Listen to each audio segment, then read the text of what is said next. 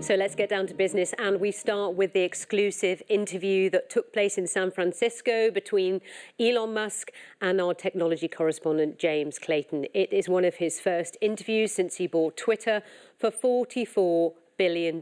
He defended his decision to lay off a massive number of staff, saying that Twitter only had 4 months to live unless drastic measures were taken. These are rough numbers. Revenue dropped from $4.5 billion to $3 billion, and expenses went from $4.5 billion to $6 billion, creating a $3 billion negative cash flow situation, and Twitter having $1 billion in the bank. That's 4 months to live.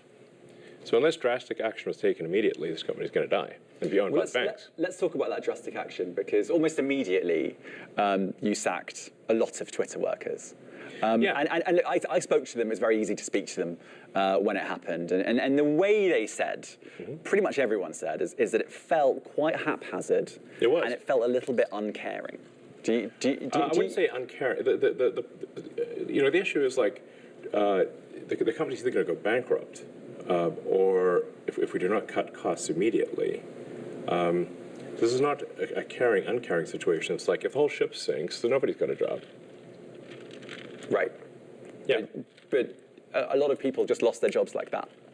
They weren't. They didn't even know they'd lost their jobs off, and they were just frozen out of their accounts. What would you do? Well, you might want to give someone some notice. I mean, you might. By the way, I'm not running Twitter, but I know, but this is the criticism, and this is what staff members say. A little bit of notice, No, I understand. If you have 4 months to live, 120 days. In 120 days, you're dead. So what do you want to do? How much are you worth? I don't know. But we're talking about around the $200 billion mark. I mean, it's not quite. You're framing it in a way that it had a few months to live. You're quite a rich man. I sold a lot of Tesla stock to close this deal. I did not want to sell the Tesla stock. In what was quite a lengthy interview, Elon Musk also said he is confident that the social media platform Twitter will become profitable again and advertisers will return. Let's have a listen to this. In terms of advertising, obviously Twitter's not a private company anymore, so we don't really know how it's all going. Have all the advertisers come back? Not all, but most. And you can see it for yourself on Twitter, even in the For You feed. Right. I mean, in the following feed. Don't use For You because it sucks. Right. Filled with hate speech, I'm told. That's not what I said. Okay, fine. Well, why don't you use For You? What's wrong with it? How is it going? Is Twitter in profit now? No, Twitter is rough. I'd say we're roughly break even at this point. And I think you've said before you see a world where you could be in profit. Is there a timeline on that, do you think? I mean, depending on how things go, if current trends continue, I think we could be profitable, I'd say, to be more precise, we could be cash flow positive this quarter if things keep going well. This quarter, as soon as that? Possibly, yeah. Wow. And do you have a message for the advertisers? I mean, can you say which advertisers haven't come back? I think almost all of them have either come back or said they're going to come back. There are very few exceptions. Can you say any of the exceptions? I actually don't know of anyone who said definitively they're not coming back. They're all sort of trending towards coming back. But there are some that just haven't. Jump in, the water's warm. It's great. That's your message to the advertisers that haven't come back. Yeah, I mean, look, if Disney feels comfortable advertising, children's movies, and Apple feels comfortable advertising iPhones, those are good indicators that Twitter is a good place to advertise.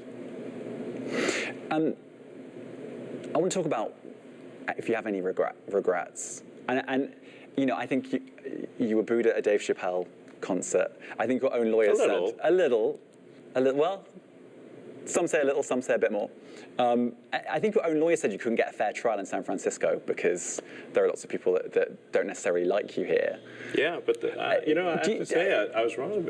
He was wrong. I guess because I was acquitted by the San Francisco jury unanimously. So, yeah. But I guess. But look, do you have any regrets buying Twitter? I think it was something that needed to be done.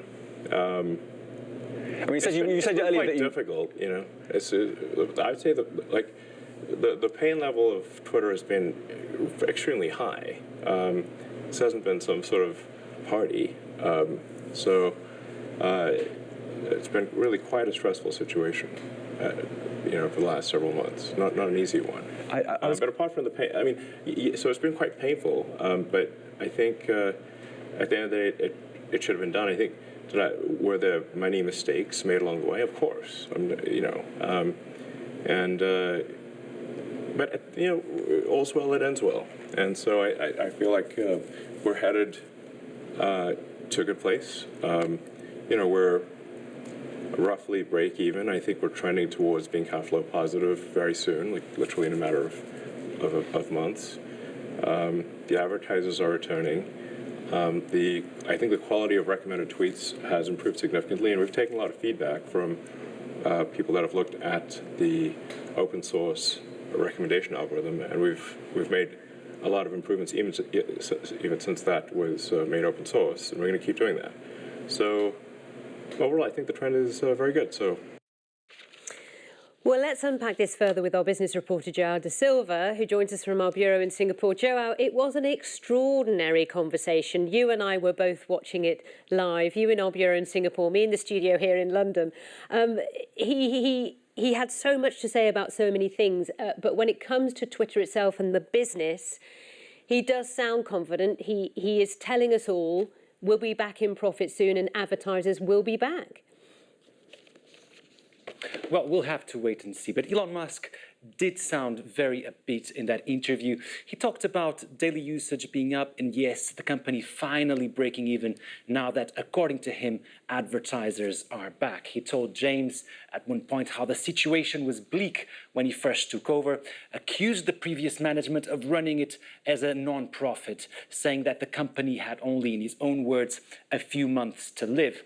And he said that, like other internet companies, Twitter was facing a massive drop in revenue. All of that to justify, of course, those controversial mass layoffs that we saw at Twitter earlier this year. He admitted that the headcount has gone from 8,000 to 1,500 under his leadership. The thing is, many analysts are saying that medicine might actually be the poison that's hurting Twitter. Many people in the content moderation team have been fired, and advertisers fear that increases the likelihood that their products will appear next to toxic content on the platform. And we do know that major advertisers like Volkswagen, like General Motors, did pause their relationship with Twitter earlier this year. So we'll have to really wait and see whether indeed Musk has reason to be optimistic about Twitter's future.